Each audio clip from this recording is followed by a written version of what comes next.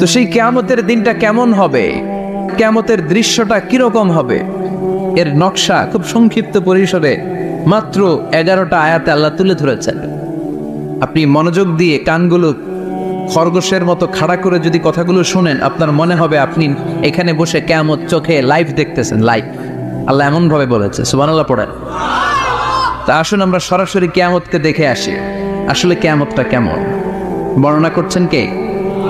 আল্লাহ। সূরার নাম হচ্ছে সূরাতুল কারিয়া। কি নাম? আসুন আমরা এই সূরার আলোকে দেখার চেষ্টা করি যে কিয়ামতটা কিরকম হবে। আল্লাহ একটা শব্দকে এই সূরার শুরুতে 3 বার উল্লেখ করে আমাদের দৃষ্টি আকর্ষণ করেছেন। আল্লাহ tried to draw our attention by mentioning 3 times a word, and that is al-qari'a. al-qari'a শব্দটাকে তিনি 3 বার উল্লেখ করে আমাদের দৃষ্টি আকর্ষণ করেছেন। একটা শব্দ 3 বার বললে মানুষের দৃষ্টি আকর্ষিত হয় না? যেহেতু এটা আরব দেশে নাজিল হয়েছে, আবার মক্কায়, মক্কার লোকেরা আরবি বোঝে, তাদেরকে প্রথম বলা হলো আল কারিয়া। তারা ফিরে তাকালো, কি আল কারিয়া? আবার বলা হলো মাল কারিয়া, কি মাল কারিয়া? আবার বলা হলো ওমা আদরাকা মাল কারিয়া। আবার তারা ফিরে তাকালো। দৃষ্টি আকর্ষণের জন্য আল্লাহ তাআলা 3 বার এই শব্দটা বলেছেন। এজন্য এই শব্দের একটা সিগনিফিকেন্স, একটা গুরুত্ব, অর্থবহ একটা মানদণ্ড আছে না নাই? আল কারিয়া শব্দের অর্থ হচ্ছে বিকট আওয়াজ। আল কারিয়া মানে কি? কথা বলেন, বিকট আওয়াজ। আরো জোরে বলেন, বিকট আওয়াজ। এই বিকট আওয়াজটা তৈরি করার জন্য আল্লাহ তাআলা একজন ফেরেশতা তৈরি করেছেন, যার নাম হচ্ছে ইসরাফিল। নাম কি? আমাদের মধ্যে অনেকের নাম কিন্তু আমরা ইসরাফিল রাখি, তাই না? ইসরাফিল আছে না নাই? আজরাইল কিন্তু রাখে না, কেউ ডরে। কেন রাখে না? ভয় পায়। কিন্তু ইসরাফিল আছে, আমার পরিচিত অনেকে আছে ইসরাফিল। তো এই ফেরেশতার পা হচ্ছে জমিনের নিচে, মাথা হচ্ছে আকাশের উপরে। এই ফেরেশতার কাজ হচ্ছে ওই বিকট শব্দ তৈরি করা। উনি একটা সাইরেনের মধ্যে ফু দিবেন, হুইসেল দিবেন, ট্রাম্পেট। ওই ট্রাম্পিটে, ওই সাইরেনে, ওই হুইসেলে ফু দিলেই শুরু হয়ে যাবে আল কারিয়া। মাল ওমা আদরাকা মাল। এই ফেরেশতার দায়িত্বই হচ্ছে ওই বাঁশির মধ্যে ফু দেয়া। হুইসেল, সাইরেন, ট্রাম্পিট, আরবিতে এটাকে বলা হয় আসুর। ইযা নুফিখা ফিস সূরি নাফখা ওয়াহিদা।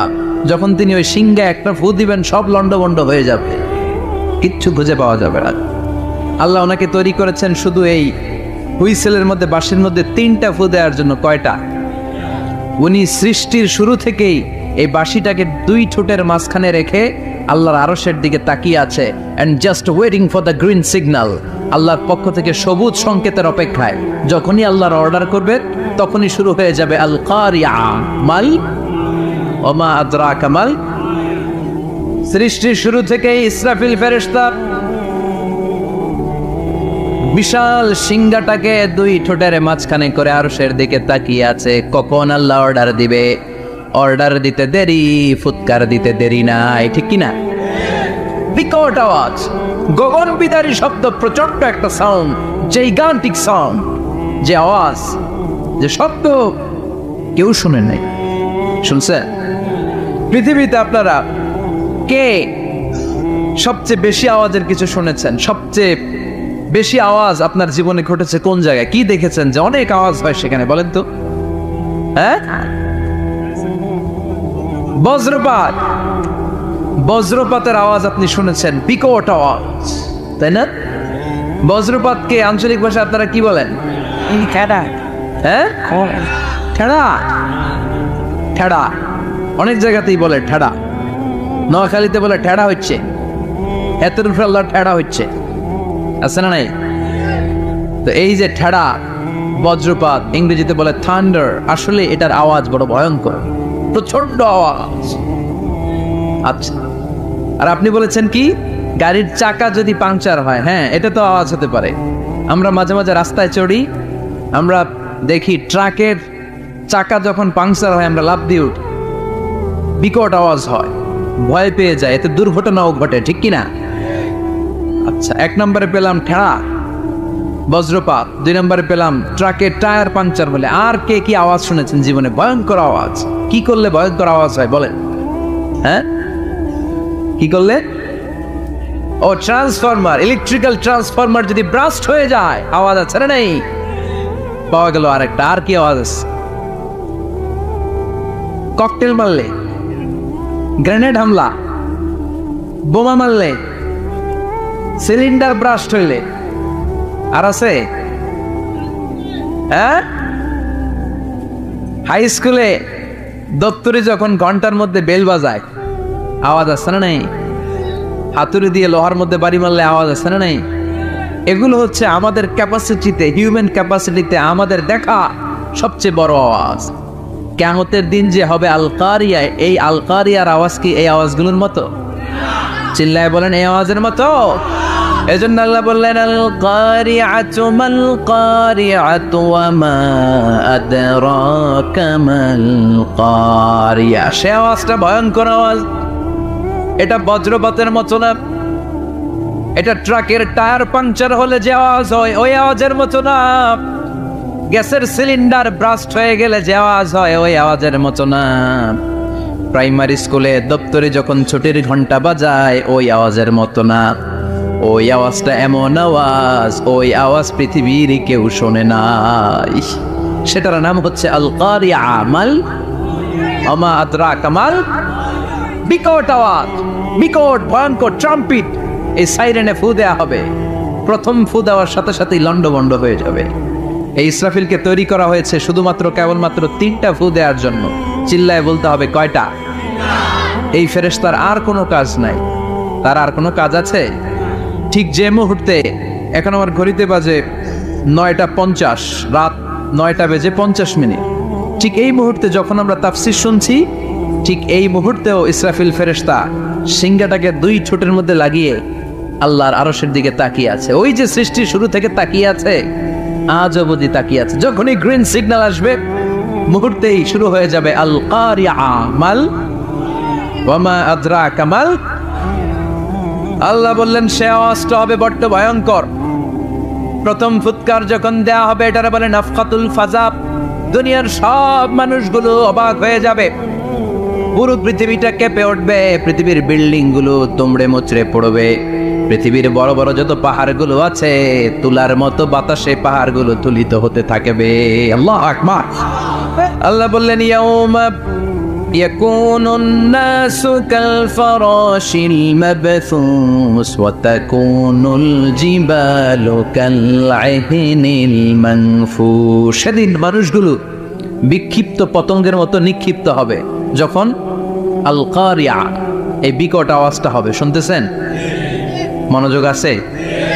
কথা বুঝতে সমস্যা হচ্ছে না তো? 3টা ফুৎকার। কয়টা?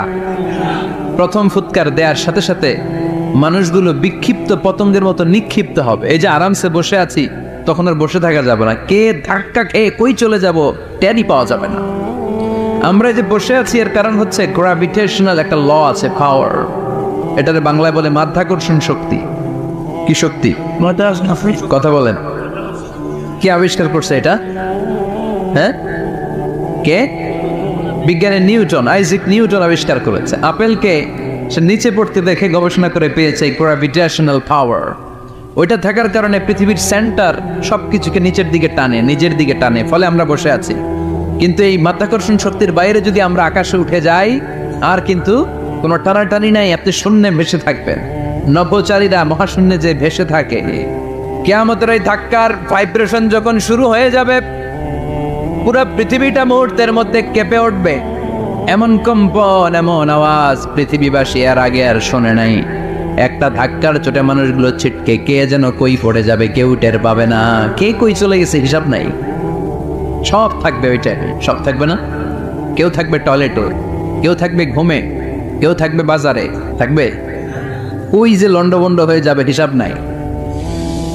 কে যে কোথায় ছিটকে পড়বো আমরা জানি না। বিক্ষিপ্ত পতঙ্গের মতো আমরা নিক্ষিপ্ত হব। শীতকালে আমার দেশের ছেলেরা রাত্রেবেলা ব্যাডমিন্টন খেলে, র্যাকেট খেলে না? খেলে তো ওরা বাঁশ গেড়ে দেয় ক্ষেতের মাঝখানে। কি গাড়ে? এরপরে বাঁশের মধ্যে লাগায় কি? লাইট। লাইটগুলো লাগালে দেখবেন ক্ষেতের গ্রামের পোকাগুলো এসে লাইটের মধ্যে ছিটকে ছিটকে পড়ে। আমাদের অবস্থায় পোকার মতো হবে তখন। আল্লাহ সেটাই বললেন, ইয়াউমা ইয়াকুনুন নাসু কাল ফারাশিল মাবথুস, বিক্ষিপ্ত পতঙ্গের মতো মানুষগুলো নিক্ষিপ্ত হবে। ওয়া তাকুনুল জিবালু কাল আহিনিল মানফুশ, তুলাকে যখন পিটানো হয়, ধ্বনিত করা হয়, দেখবেন তুলার ছোট ছোট কণা বাতাসের মধ্যে ভাসতে থাকে। ফু মারলে আরো দূরে যায়, আরো বাতাস আসলে উড়ে উড়ে যে কোথায় চলে যায় টের পাওয়া যায় না। সুবহানাল্লাহ। বিশাল বিশাল পাহাড়গুলো এরকম ধ্বনিত তুলার মতো শূন্যে উঠতে থাকবে, একটা পাহাড়ও টিকবে না। বাংলাদেশের সবচেয়ে বড় পাহাড়ের নাম কি জানেন? তাজিংডং পর্বত, কিন্তু সবচেয়ে বড় পাহাড় হচ্ছে গারো পাহাড়, ময়মনসিংহের। ওটা থাকবে কিয়ামতের দিন? আল কারিয়া, আল কারিয়ার সময় টিকবে ওইটা? তাজিংডং বিজয় সবচেয়ে বড় পর্বত শৃঙ্গ, কোথায় এটা? বান্দরবান। এটা টিকবে? কেউকারাডাং একটা আছে না, চিম্বুক আছে না, টিকবে না। পৃথিবীর সবচেয়ে বড় পাহাড় মাউন্ট এভারেস্ট নেপালে 29,035 ফিট উঁচু, টিকবে? ইউরোপের সবচেয়ে বড় পাহাড় আল্পস পর্বতমালা, টিকবে না। আমেরিকার সবচেয়ে বড় পাহাড় আলাস্কা পর্বতমালা, টিকবে না। আরব বিশ্বে বিশাল একটা মাউন্টেন রেঞ্জ আছে, ওইটার নাম তুর পাহাড়, ওইটাও টিকবে না। একটা পাহাড়ও থাকবে না। পাহাড়গুলো ভেঙে দুমড়ে মুচড়ে তুলার মতো ধ্বনিত হতে থাকবে। চিৎকার করে পড়েন আল্লাহ আকবার। এই যে 5 তলা 7 তলা 10 তলা দেদারসে টাওয়ার উঠতে শুরু করেছে, বিল্ডিং বাড়তে শুরু করেছে। কিয়ামত যখন শুরু হবে, আল কারিয়া যখন শুরু হয়ে যাবে, রব্বুল আলামিন পুরো পৃথিবীটারে ধরে একটা ছাকুনি মারবে। ওই ছাকুনির চুটে 8 তলা 10 তলা বিল্ডিং গুলো টিকবে নাকি? 30 তলা 50 তলা হলে তো আর ভাঙবে না। বুর্জ আল খলিফা ভাঙবে না। দুবাইয়ের বুর্জ আল খলিফা সবচেয়ে উঁচু টাওয়ার, এটা কিংডম টাওয়ার, এটা নাকি আরো উঁচু হবে, 1000 মিটার উঁচু হবে। তাইপেডাং 101, মালয়েশিয়ার Petronas twin tower, Shanghai tower, Kaaba ঘরের পাশে বুর্জ আল খলিফা, যেটা সবাই বলে জমজম টাওয়ার, টিকবে? কথা বলেন, টিকবে? আল্লাহ বললেন, ইদা জুলজিলাতিল আরদু জিলজালাহা ওয়া আখরাজাতিল আরদু আসকালাহা ইদা রুজ্জাতিল আরদু রাজ্জান ওয়া বুসাতিল জিবালু বাসসা। সেদিন পৃথিবীটারে কাঁপিয়ে দেয়া হবে, পুরো পৃথিবী নড়ে চড়ে উঠবে, টাওয়ারগুলো ভেঙে খান খান, পাহাড়গুলো ভেঙে দুমড়ে মুচড়ে যাবে, মানুষগুলো বিক্ষিপ্ত পতঙ্গের মতো নিক্ষিপ্ত হবে। সাগরের পানির মাঝখানে দাউ দাউ দাউ দাউ দাউ দাউ করে আগুন জ্বলতে শুরু করে দিবে। আল্লাহু আকবার। নকশা এঁকে দিছেন আল্লাহ, নকশা এঁকে দিছে না? সুবহানাল্লাহ পড়েন। আবার আল্লাহ বললেন, ফাইদা বারিকাল বাসারু ওয়া খাসাফাল কামারু ওয়া জুমিআশ শামসু ওয়াল কামারু ইয়াকুলুল ইনসানু আইনাল মাফার। সেদিন মানুষের চোখ হবে ছানা বড়া, চন্দ্র সূর্যে কোনো আলো থাকবে না, মানুষগুলো দিক বিদিক পাগলের মতো দৌড়াবে। সবার মুখে এক কথা, পালাবো কই? পালানোর জায়গা আছে নাকি? শুধু বাংলাদেশের এই সাইডটাতেই কিয়ামত হবে, সৌদিতে আর হবে না। হ্যাঁ, আমেরিকায় কেমনে হবে? ওদিক তো ডোনাল্ড ট্রাম্প থাকে। হ্যাঁ, আমেরিকাতেও হবে, জাপানে হবে, ইন্ডিয়াতে হবে, গোটা বিশ্বে একসাথেই কাপাকাপি আর এই ধ্বংসলীলা শুরু হয়ে যাবে। চিৎকার করে বলেন ঠিক কিনা? আল্লাহ বলেন, ইয়াউমা নাতবিস সামা কাতাইয়িস সিজিল লিল কুতুব। আকাশ আর আকাশ থাকবে না। কাগজ যেমনি আমরা এরকম ফোল্ড করে ফেলি, ভাঁজ করে ফেলি, মন চাইলে কাগজকে যেমনি আমরা এরকম হাতের মধ্যে গুটিয়ে নেই, সেদিন আকাশটারে হাতের মধ্যে গুটিয়ে নিবে কে? মানুষগুলো পাগলের মতো দৌড়াবে। কেউ থাকবে টয়লেটে, কেউ হসপিটালে, কেউ মাজারে, কেউ বাজারে, যে যেখানে থাক, শুরু হয়ে যাবে কিয়ামতের এই ভয়াবহ দৃশ্য। দুধের বাচ্চাকে রেখে দিয়ে মা দৌড়ে পালাবে। দুধের বাচ্চা রেখে মা কোথাও যায়? কলিজার টুকরা এটা, দুধের বাচ্চা, এটারও ফেলে মা কোথাও যায় না। কিন্তু কিয়ামতের ওই ঝাঁকুনির দৃশ্য দেখে, আল কারিয়া মাল ওয়া মা আদরাকা মাল এই দৃশ্য দেখে দুধের বাচ্চারা রেখে মা দিবে দৌড়। অনেক গর্ভবতী মহিলা থাকবে এই কিয়ামতের সময়ে, যাদের পেটের ভেতরে 2 মাসের বাচ্চা, 3 মাসের বাচ্চা, অপরিপক্ক অপরিণত, বাচ্চাটা এখনো বড় হয় নাই, কোনো বাচ্চার হাত পা এখনো হয় নাই। কিয়ামতের এই ভয়ঙ্কর দৃশ্যটা দেখে জায়গার মধ্যে 3 মাসের অপরিণত বাচ্চাটা ডেলিভারি হয়ে যাবে। আল কারিয়া মাল কারিয়া ওমা আদরাকা মাল। পৃথিবীর যখন এইরকম দৃশ্য, আল্লাহ তাআলা ইসরাফিলকে বলবেন, ইসরাফিল তোর তো 3টা ফুৎকার দেওয়ার দায়িত্ব ছিল, দিয়েছে কয়টা? চিল্লায় বলেন কয়টা? এবার আল্লাহ বলবেন এবার দ্বিতীয় ফুৎকার দে। কয় নাম্বার ফু দিবে? ওই ফু দেওয়ার সাথে সাথে ইসরাফিল প্রথম ফুৎকার দিয়ে জায়গা মতো এরকমই দাঁড়ায় থাকবে, আবার যখন গ্রিন সিগন্যাল পাবে মুহূর্তের মধ্যে আরেকটা ফু দিয়ে দিবে। ফু দেওয়ার সাথে সাথে পৃথিবীর সব মানুষগুলো মরে শেষ। কেউ থাকবে? থাকতে পারবো আমরা? থাকার জন্য আসছি। এই যে দুনিয়া, দুনিয়া টাকা পয়সা আরো লাগবে, আরো কামাবো, এটাতে আমার হবে না, আরো চাই, আরো চাই। এই প্রতিযোগিতা, এই কম্পিটিশন, ওর 5 তলা আমার লাগবে 7 তলা, ওর আছে 20 লাখ আমার লাগবে 30 লাখ। প্রতিযোগিতা আছে না নাই? এগুলো আমাদেরকে পাগল বানিয়ে দিয়েছে, মহাচ্ছন্ন করে ফেলেছে। পৃথিবীটা আসলে একটা মরিচিকা, ধোঁকা, লোভ লালসা, আজ আছে কাল নাই। 2 নাম্বার ফুৎকার দেওয়ার সাথে সাথে পৃথিবীর সব শেষ। মালাকুল মাউত পৃথিবীর সব মানুষের রূহ কবজ করবে। আল্লাহ বলবেন, মালাকুল মাউত আখবিরনি মাইয়াবকা, আমাকে বল আর কে আছে।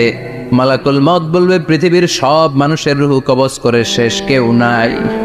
মানুষবিহীন পৃথিবী, মানুষের কোলাহলে পৃথিবীটা মুখরিত থাকতো এতদিন। গোটা পৃথিবী ব্যাপী মানুষের কোলাহল, ওই যে সাইয়েদনা আদম থেকে শুরু হয়েছে, আর থামে নাই। মানুষ আর মানুষ, মানুষ আর মানুষ, মানুষ আর মানুষ, সব মানুষ শেষ। আল্লাহ আশরাফুল মাখলুকাত একটারেও রাখি নাই, সব শেষ। শুধু আছে জিন জাতি। আল্লাহ বলবেন যাও এবার জিন জাতি ধরো, জিনদের রূহ কবজ করো। মালাকুল মাউত কিন্তু জিনদের রূহ কবজ করে। ওমা খলাকতুল জিন্না ওয়াল ইনসা ইল্লা লিয়াবুদুন। জিন জাতি আর মানব জাতি, এই 2 জাতিকে আল্লাহ তাআলা তৈরি করেছে কার ইবাদতের জন্য। আমরা যেমনি নামাজ পড়ি, জিনেরাও নামাজ পড়ে। আমরা যেমনি রমাদানের রোজা রাখি, জিনেরাও রমাদানের ফরজ রোজা রাখতে হয়। আমরা যেমনি হজ করি, জিনেরাও হজ করে। আমরা যেমনি আরাফার দিনে কাঁদতে কাঁদতে আল্লাহর কাছে দোয়া করি, আল্লাহ বাইক করে, জিনেরাও পড়ে। আমরা দেখি না, এদের দেখা যায়? দেখা যায় না। জিসমুন নারিয়্যুন, আগুনের তৈরি ওদের দেহ। ইয়াতাশাক্কালু বিআশকালিন মুখতালিফা, বিভিন্ন কালার ধারণ করতে পারে, বিভিন্ন রং ধারণ করতে পারে। জিনের সংজ্ঞা হচ্ছে জিসমুন নারিয়্যুন ইয়াতাশাক্কালু বিআশকালিন মুখতালিফা, আগুনের তৈরি এক সৃষ্টি। বিভিন্ন সূরত তারা নিতে পারে, মানুষের সূরত নিতে পারে, প্রাণীর সূরত নিতে পারে, ঠিক কি না? মালাকুল মাউত জিন জাতি হত্যা করতে শুরু করবেন, রূহ কবজ করবেন। করতে করতে সব শেষ। খারাপ জিনদের সর্দার হলো ইবলিস। সব জিনদেরকে মারতে যত কষ্ট দেয়া হয়েছে, সবচেয়ে বেশি কষ্ট দিয়ে ইবলিসের রূহ কবজ করে ফেলা হবে। ইবলিস আর নাই, মানুষও নাই, জিনও নাই, পশু পাখি কিচ্ছু নাই। আল্লাহ বলবেন, ইয়া মালাকুল মাউত আখবিরনি মাইয়াবকা, অনেক দায়িত্ব পালন করেছিস তুই। মানুষ মারলি, জিন মারলি, মৎস্যকুল মারলি, পাখি মারলি, সব মারলি, এবার আর কে বেঁচে আছে বল। মালাকুল মাউত বলবে, আল্লাহ আর কেউ নাই, খালি ফেরেশতারা আছে। কারা আছে? মালাইকা। আল্লাহ বলবে, যা এবার ফেরেশতাদের গোষ্ঠী শেষ কর। মালাকুল মাউত একটার পর একটা ফেরেশতার রূহ কবজ করবে, একটার পর একটা, একটার পর একটা, করতে করতে সব ফেরেশতা। ফেরেশতাদের সংজ্ঞা হচ্ছে জিসমুন নূরিয়ুন ইয়াতাশাক্কালু বিআশকালিন মুখতালিফা, আলোর তৈরি, নূরের তৈরি একটা দেহ, চাইলে বিভিন্ন সূরত ধারণ করতে পারে। জিন আর ফেরেশতার পার্থক্য বুঝেছেন? জিন কিসের তৈরি? আগুন, জিসমুন নারিয়ুন।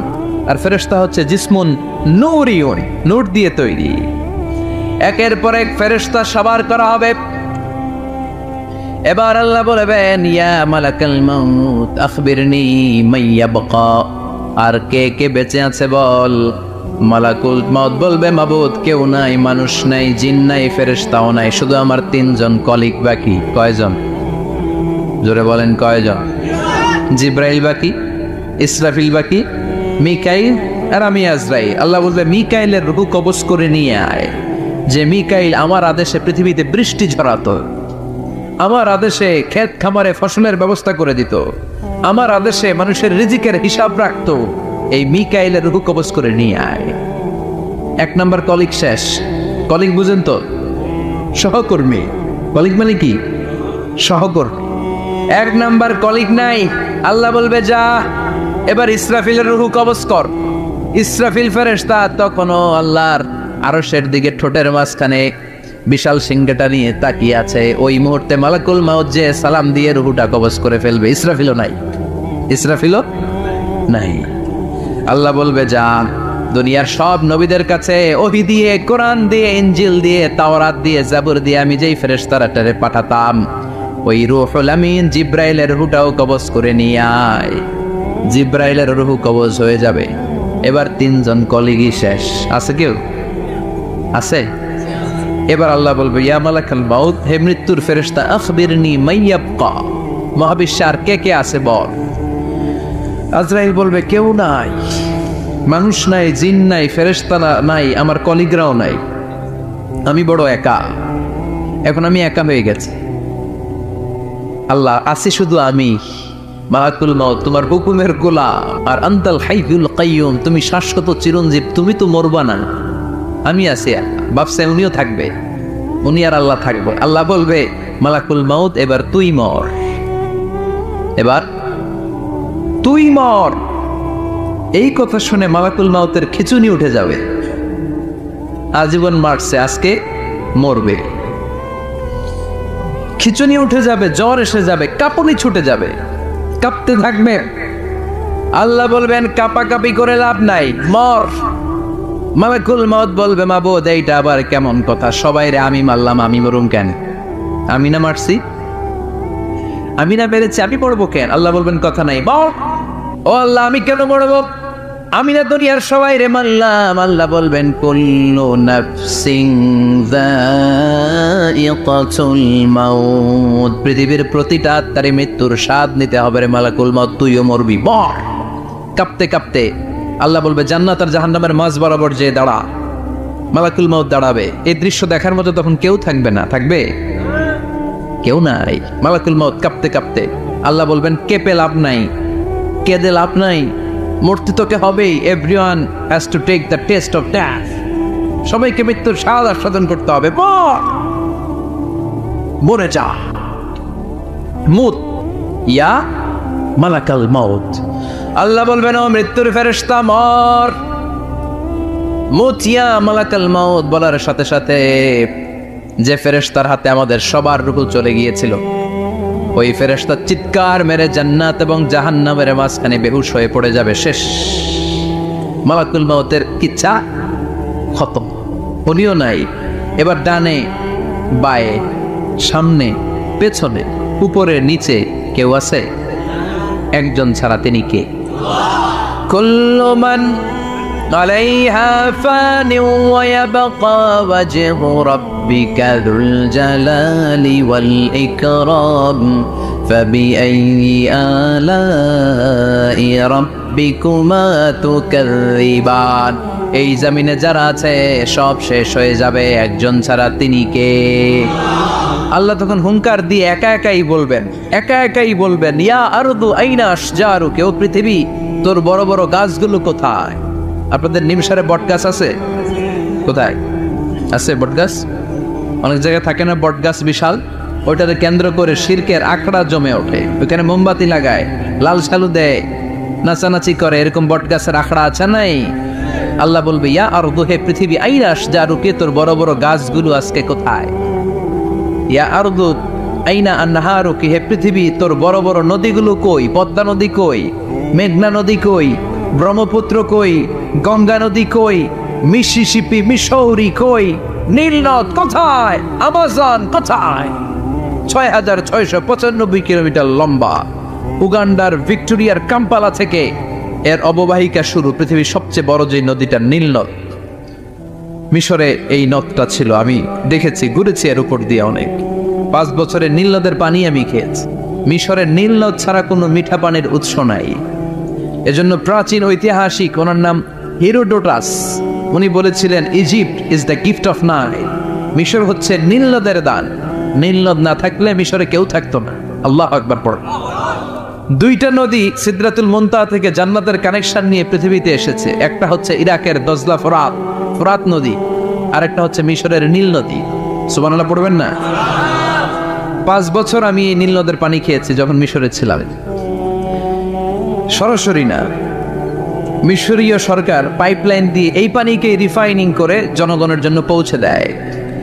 এই নীল নদের নিচ দিয়ে মিশরের মেট্রো লাইন আছে, মানে ট্রেন, এটাকে বলে পাতাল ট্রেন। কি বলে?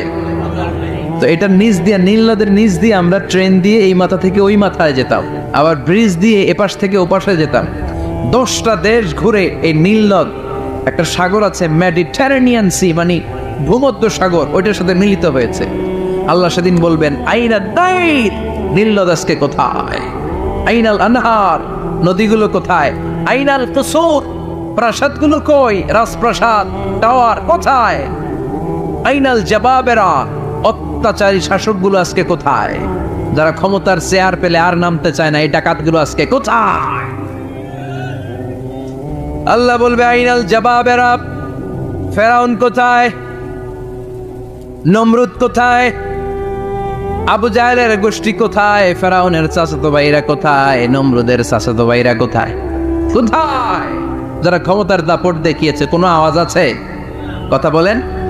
আল্লাহ বলবেন লিমানিল মুলকুল ইয়াউমা লিল্লাহিল ওয়াহিদিল কাহ্হার। লিমানিল মুলকুল ইয়াউম, আজকে ক্ষমতা কার? একটা চিৎকার দিয়ে উত্তর দেন, সেদিন ক্ষমতা কার? Who belongs the kingdom today? আল্লাহ বলবেন আজকে ক্ষমতা কার? ক্ষমতা শুধু একজনের, চিল্লায় বলেন তিনি কে? আল কারিআ মাল ওয়া মা আদরাকা মাল। ইসরাফিলের সিংহায় ফু দেওয়ার ডিউটি হচ্ছে 3 বার দিতে হবে। কয়বার দিছে? কয়বার মনে আছে? খেয়ে ফেলাইছেন মনে হয়। দিতে হবে মোট কয়টা? দিয়েছে কয়টা? বাকি আছে, ওটা দেয়া লাগবে না? আল্লাহ ইসরাফিলকে রুহু দিয়ে আবার দাঁড় করায় দিবেন। সুবহানাল্লাহ পড়ে। সবার আগে ইসরাফিলকে রুহু দিয়ে দাঁড় করিয়ে দিলে উনি ওনার ডিউটি পালনের জন্য আবার সিংহার মাঝখানে ঠোঁট লাগিয়ে তাকিয়ে থাকবে আরশের দিকে। আল্লাহ বলবে ইসরাফিল এবার 3 নাম্বার ফু দিয়া ডিউটি শেষ কর। সুবহানাল্লাহ বাড়িতে গিয়া আল্লাহ বলবেন 3 নাম্বার ফুৎকার দে। বলার সাথে সাথে ইসরাফিল সিংহাটা 2 ঠোঁটের মাঝখানে দিয়ে বিশাল আর একটা ফুৎকার দিবে। ওই ফুৎকার দেওয়ার সাথে সাথে মিনহা খলাকনাকুম ওয়া ফিহা নুঈদুকুম ওয়া মিনহা নুখরিজুকুম তারাতান উখরা। ওই ফু দেওয়ার সাথে সাথে পৃথিবীর যেখানে যত মানুষ ছিল সব উঠবে। যাদেরকে স্বাভাবিকভাবে কবর দিয়ে কবরস্থানে রাখা হয়েছিল কবর থেকে উঠবে। যারা বিমান দুর্ঘটনায় মারা গিয়েছে ওই ছাইগুলো থেকে উঠবে।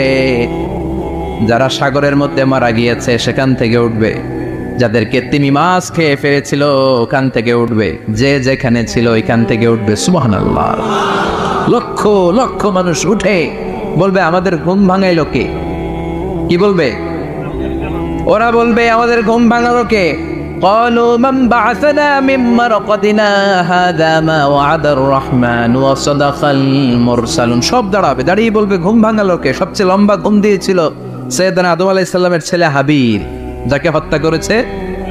জানেন না আপনারা? হাবিল হচ্ছে পৃথিবীর প্রথম নিহত মানব। প্রথম নিহত মানব। তার কবরের জিন্দেগিটা অনেক লম্বা। ওই কত হাজার শত হাজার লক্ষ বছর আগে যে উনি কবরে শুয়ে আছেন, আজও শুয়েই আছেন। কিয়ামতের ওই 3 নাম্বার ফুৎকার দেওয়ার সাথে সাথে উনি উঠবে। উঠে বলবে মান বা'আতানা মিন মারকাদিনা হাদা। কে ভাঙালো আমার ঘুম? কে ভাঙাইছে? মরার কুকিলে কে ভাঙাইছে? আল্লাহ ঘুম ভাঙিয়েছে। ফেরেশতারা বলবে হাদা মা ওয়াদার রহমান। আজকে হলো ওই দিন যে দিনের প্রতিশ্রুতি রহমান দিয়েছিল, আল্লাহ দিয়েছিল। এই দিনের প্রতিশ্রুতি আর নবীরা এই দিনের কথা বর্ণনা করেছে। আজকে হবে আসল দিন, ফাইনাল খেলার দিন। কোন খেলা? ওই দিন হবে ফাইনাল খেলা। কি খেলা? ফেরেশতারা বলবে দুনিয়ার বুকে যেই বিচারগুলো পাও নাই আজকে এই বিচারগুলো করে ছাড়বে কে? যেই ধর্ষণের বিচার বাংলার জমিনে হয় নাই, ওই ধর্ষণের বিচার ওই দিন আছে না নাই? অনেককে গুম করা হয়েছে, ক্রস ফায়ার করা হয়েছে, এগুলোর বিচার আছে না নাই? আছে। কত মানুষ নলার ভেতর থেকে, ডোবার ভেতর থেকে ফুল এরকম মোটা হয়ে গেছে, হাত দুইটা বাঁধা আমি দেখলাম, হাত বাঁধা, চোখ বাঁধা, মুখ বাঁধা, দেহটা ফুলে তিনজনের সমান, কে মেরেছে কেউ জানে না। এগুলোর বিচার আছে না নাই? ওই দিনটা হলো ফাইনাল খেলার দিন। কি খেলা? The final game will be held the day of resurrection, the day of Qiyamah, the day of Al-Qari'ah. Man Ama adraka mal, সব দাঁড়িয়ে যাবে।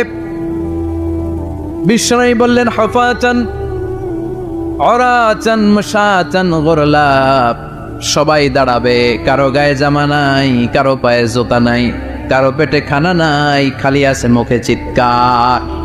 মুখে কি? ওই দিনটায় যে আপনি উপস্থিত হবেন, বিশ্বাস করতেছেন? একটু ফিল করেন যে আপনি, you the individual have to go that day.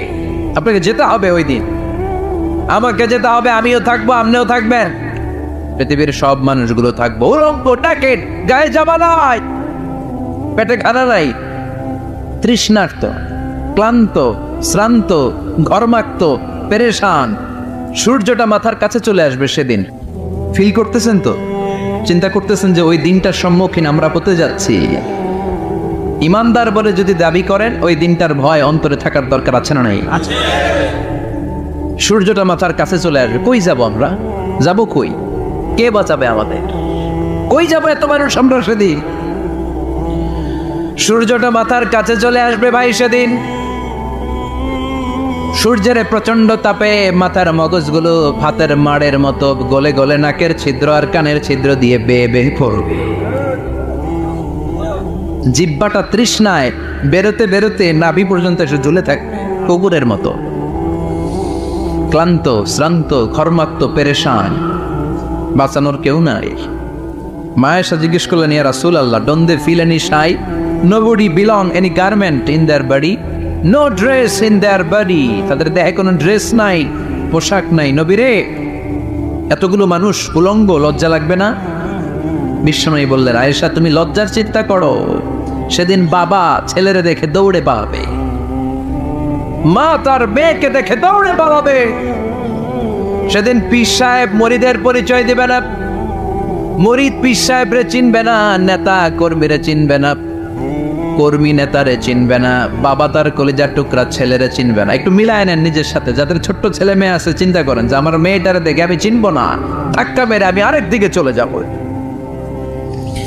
প্রিয়তম স্ত্রীকে আমি চিনব না, যে স্ত্রীর সাথে এত ভালোবাসাবাসি, স্ত্রীকে দেখে আমি পরিচয় দিব না, চিনব না। স্ত্রী আমারে চিনবে না, ভাই ভাইরে চিনবে না, বন্ধু বন্ধুরে চিনবে না, ইমাম সাহেব মুসল্লি চিনবে না, মুসল্লি ইমাম সাহেব চিনবে না, পীর মুরিদরে চিনবে না, মুরিদ পীররে চিনবে না, কেউ কাউরে চিনবে না। ও আয়েশা, দিনটা এত ভয়ঙ্কর হবে, বাঁচাও বাঁচাও, ইয়া নফসি ইয়া নফসি বলে একবার ওই বিপদের দিনে মানুষ যে আকাশের দিকে এরকম তাকাবে, কার গায়ে জামা আছে কার গায়ে জামা নাই, ওই কথা মুহূর্তের মধ্যে ভুলে যাবে রে আয়েশা।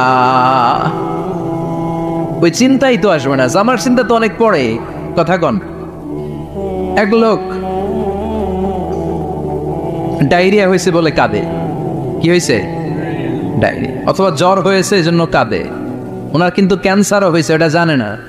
যখন আপনি বুঝাই দিবেন যে তোমার তো ক্যান্সার, যে ডায়রিয়া হয়েছে এটা ভুলেই যাবে, কথা কন। এতক্ষণ ডায়রিয়ার ব্যথায় কেঁদেছে, এতক্ষণ জ্বরের কারণে কেঁদেছে, এতক্ষণ হাঁপানির ব্যারামে কেঁদেছে, কিন্তু ওই লোকটার ক্যান্সারের রোগও ছিল। কিছুক্ষণ পরে আপনি বুঝাই দিলেন তুমি ক্যান্সারে আক্রান্ত একজন মরণ পথের যাত্রী। যখন ক্যান্সারের কথা সে জেনেছে, ওর যে ডায়রিয়া হয়েছিল ভুলেই গেছে। সুবহানাল্লাহ কইবেন না? আল্লাহু আকবার। কি ভয়ঙ্কর দিন হবে সেটা। কান সাফসাফা, লেভেল প্লেইং ফিল্ড, লা তারা ফিহা ইওয়াজা ওয়ালা আমতা। উঁচু নিচু নাই, কেউ কারো পরিচয় দিবে না। সেদিন হবে ফাইনাল খেলা। কি খেলা? চিল্লায় বলেন, আরো জোরে বলেন। ফাইনাল খেলা। ওই ফাইনাল খেলার বর্ণনা আল্লাহ কিভাবে দিচ্ছে শুনুন। আল্লাহ বলছেন, ফাআম্মা মান ثقلت موازينه فهو في عيشة راضية وأما من خفت موازينه فأمه هاوية وما أدراك ما هي نار حامية পড়েন আল্লাহু আকবার আল্লাহ বলেন فأما من ثقلت موازينه সেদিন যার মিজানের পাল্লা ভারী হয়ে যাবে নেকের পাল্লা ভারী হয়ে যাবে ফাহুয়া ফি আইশাতির রাদিয়া ওই লোকটা আনন্দে থাকবে ও আল্লাহ আমাদের মিজানের পাল্লা তুমি ভারী করে দিও আমরা এই কঠিন দিনে যেন আনন্দের দেখা পাই তৌফিক দিও পড়ে না আমিন সেদিন আল্লাহ মিজানের পাল্লা বসাবেন কিসের পাল্লা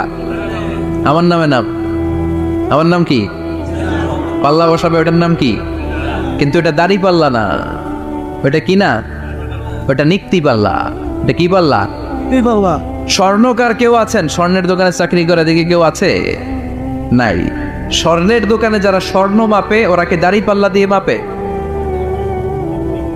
নিক্তি পাল্লা দাড়ি পাল্লা দিয়ে কি মাপে লাউ মাপে কদু মাপে ডাইল মাপে চাইল মাপে আলু মাপে পেঁয়াজ মাপে ঠিক কিনা তো দাড়ি পাল্লা দিয়ে যখন চাল মেপে দিলাম চাল সামান্য 2-4টা বেশি গেল আমার লস নাই আমি দোকানদার আর কম দিলেও যে নিতেছে তারও তেমন লস নাই কিন্তু আমি স্বর্ণের ব্যাপারী স্বর্ণ কিনতে আসছে স্বর্ণ যদি সামান্য কিছু ভুলে বেশি চলে যায় আমার ব্যবসা শেষ আর যদি কিছু রেখে দেই তাহলে ক্রেতার মারাত্মক লস ঠিক কিনা এজন্য স্বর্ণ দাড়ি পাল্লা দিয়ে মাপে না এটা মাপে নিক্তি পাল্লা দিয়ে সূক্ষ্ম ওজন করতে হয় সেখানে এক কণা স্বর্ণ বেশি হয়ে গেলে দাম বেড়ে যায় এক কণা কমে গেলে দামও কমে যায় ঠিক কিনা আল্লাহ যে মিজান আমরা বলি যে মিজানের পাল্লা এটার মিজান শব্দের বহুবচন হচ্ছে মাওয়াজিন ফাআম্মা মান সাকুলাত মাওয়াজিনু সেদিন যার মিজানের নেকের পাল্লা ভারী হয়ে যাবে ফাহুয়া ফি আইশাতির রাদিয়া তার আনন্দ আর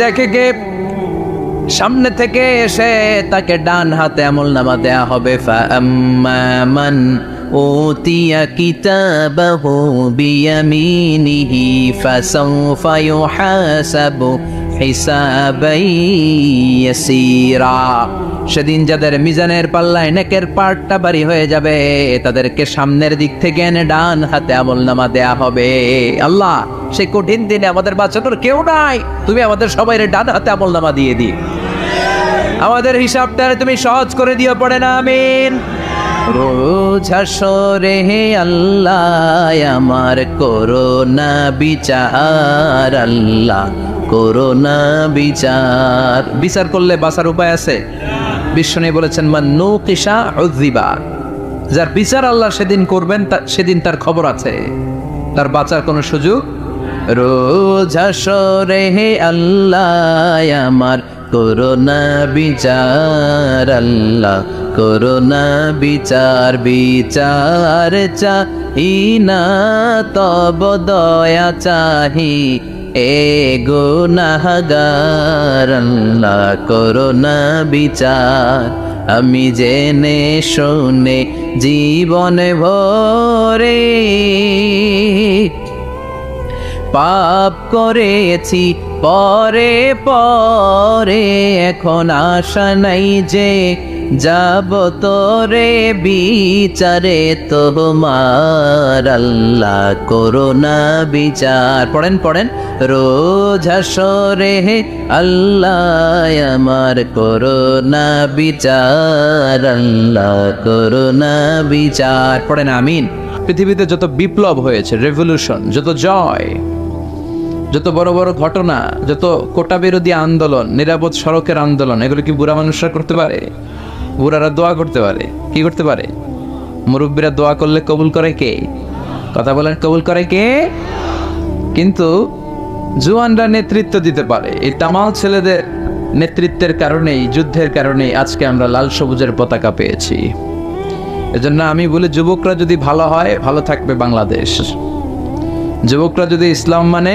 ভালো থাকবে আমার এই ভূখণ্ড চিল্লায় বলেন ঠিক কিনা এজন্য ওয়াশাবুন নাশাআ ফি ইবাদাতিল্লাহ এমন যুবক যার যৌবনটা সে আল্লাহর ইবাদতে কাটিয়েছে যুবক অবস্থায় কেউ যদি ইবাদত করে বয়স হয়ে গেলে ইবাদত করতে না পারলেও আমলনামায় ইবাদত লিখে দিবে কে?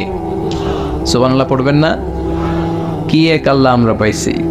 যুবক অবস্থায় যা করব বৃদ্ধ অবস্থায় আল্লাহ ওইটাই লিখবে। কারণ বয়স্করা সালাত পড়তে পারে না, ফজরের সময় কোমরে ব্যথা আছে না নাই, মসজিদে যেতে পারে না, অসুস্থ, ঠান্ডা, কাশি, রোগ বালা শেষ নাই।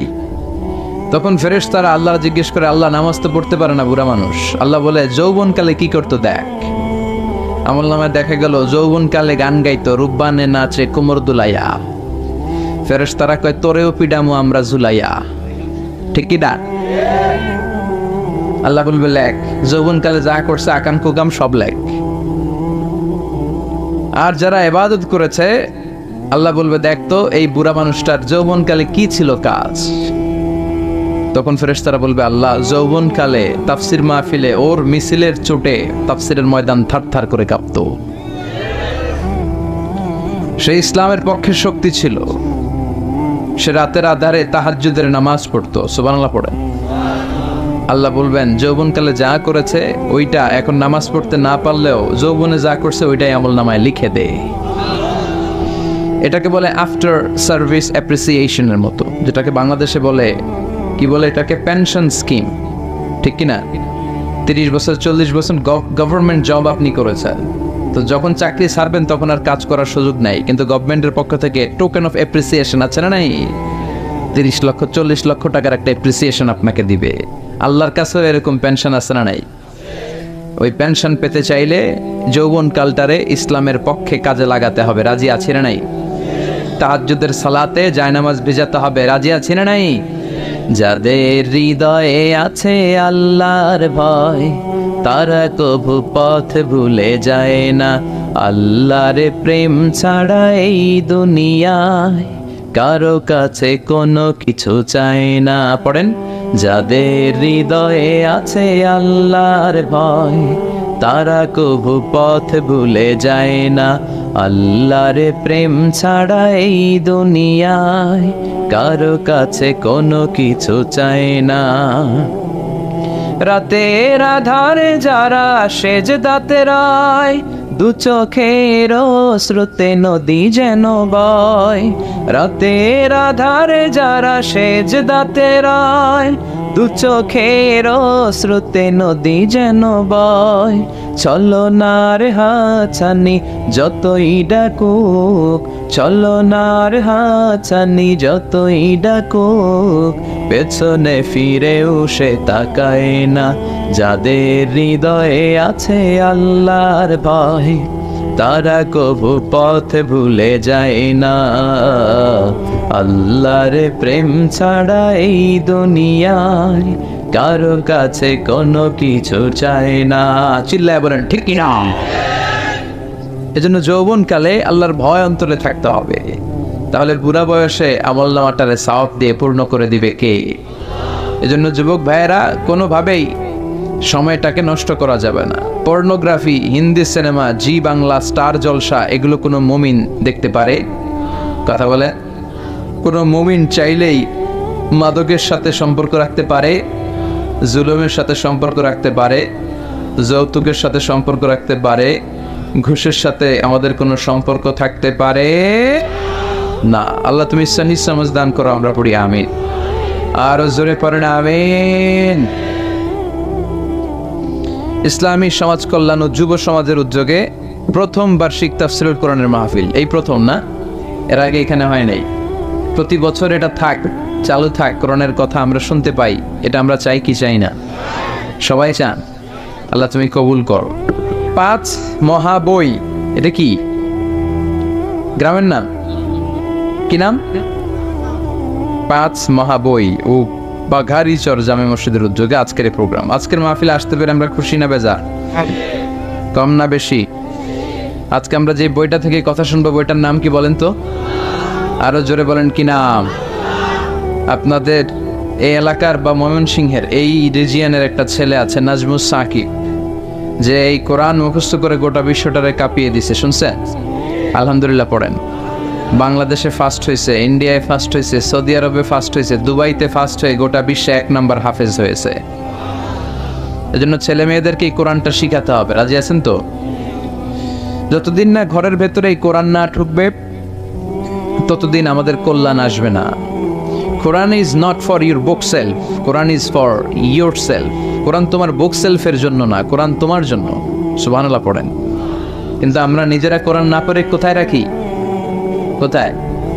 বুক সেলফে, তাও নিচের তাকে না, একেবারে উপরের তাকে, যাতে কেউ ধরতে না পারে। কথা কন। মাকড়সার বাসা পড়ে একেবারে কঠিন দশা। বিশ্বের সবচাইতে নন্দিত কিতাবটা আজকে সবচাইতে উপেক্ষিত। এজন্য ছেলে মেয়েগুলারে মানুষের মতো মানুষ যদি বানাতে চান, শুরু থেকেই এই কোরআন শিখায় দিতে হবে। রাজি আছেন তো? অনেকে ভাবে আমার ছেলে যদি কোরআন পড়ে তাহলে ও না খেয়ে থাকবে, বলে বলে চাকরি পাবে না, ওর সম্মান থাকবে না। কই, আমরা তো অনেক সম্মান পাই আলহামদুলিল্লাহ। আমরা যে সম্মান পাই মন্ত্রীরাও এই সম্মান পায় না।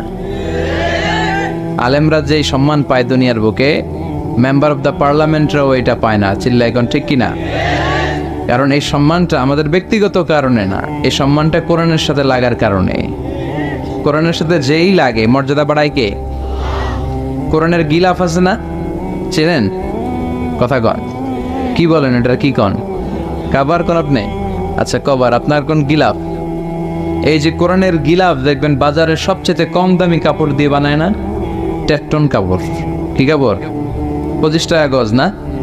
আর প্যান্ট শার্ট ব্লেজার এগুলো বানায় অনেক দামি কাপড় দিয়ে। কিন্তু ওই দামি কাপড় দিয়ে বানানো প্যান্ট শার্ট যদি কখনো পায়ে লাগে কেউ চুমা খায়? খায় না। কিন্তু 25 টাকা গজের টেকটন দিয়ে যদি কোরআনের গিলাফ বানায় কেউ, ওই গিলাফ যদি কারো পায়ে লাগে, হ্যাঁ, চুমো খায়। তো 25 টাকার কাপড়ে চুমা দিলেন কেন? এত দামি কাপড়ে দিলেন না কেন? কারণ কোরআনের সাথে লেগেছে। চিল্লায় পড়েন আল্লাহু আকবার। এজন্য আপনার ছেলেরেও যদি কোরআন পড়ান তাহলে ছেলের মর্যাদা বাড়ায় দিবে কে? যারা কোরআন পড়ে তারা মেরিটোরিয়াস হয়, তারা এক্সেলেন্ট হয়। They become genius, excellent, meritorious, unparalleled, super califragilistic, expialidocious. আল্লাহু আকবার। তারা ইউনিক হয়, তাদের মতো কেউ হতে পারে? কারণ কোরআন যে পড়ে সেই ছেলেটা পড়ুয়া হয়। কি হয়? কোরআনের প্রথম কথা হচ্ছে পড়ো। কোরআনের প্রথম কথা কি? আল কোরআনের প্রথম বাণী পড়ো, আল হাদিসে নবীর কথা পড়ো। আল কোরআনের প্রথম বাণী পড়ো, আল হাদিসে নবীর কথা পড়ো। পড়ে পড়ে শেখো, শিখে শিখে তুমি তোমার নিজের জীবন গড়ো। আল্লাহু আকবার। পড়বেন আর জীবন গড়বেন। এজন্য আমি বলি, teach your children the Holi Quran. The Holi Quran will teach your children everything. আপনি আপনার ছেলের শুধু কোরআনটা শিখান, কোরআন আপনার ছেলের সারা দুনিয়াটা শিখাই দিবে। এজন্য কোরআন শিখাতে রাজি আছেন তো?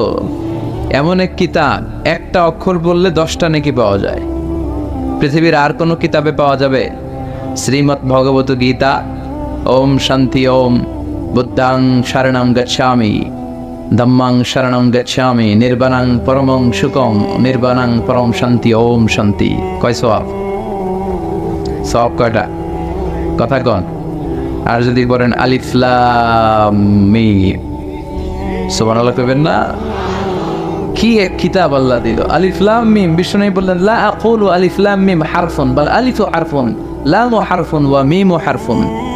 সূরা বাকারার শুরুতে যে আলিফ লাম, মনে করো না 3টা মিললে এক অক্ষর, বরং আলিফ ওয়া হারফুন। আলিফ একটা হারফ, লাম একটা হারফ, মিম একটা হারফ।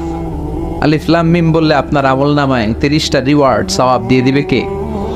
এক একটা আয়াত পড়লে জান্নাতের বিল্ডিং এক এক তলা করে উঁচা করে দিবে কে? কিয়ামতের ময়দানে সুপারিশের ব্যবস্থা করে দিবে কে?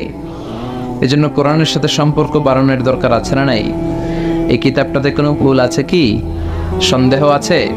This is the book, the most authentic, original, reliable source of knowledge in the world, whereof there is no doubt in it, and a guidance to those who are muttaqin. এই বইটা এমন বই যে বইয়ে কোনো ভুল নাই, সন্দেহের অবকাশ নাই। মুত্তাকিনদের জন্য গাইডলাইন করে বইটারে পাঠালো কে?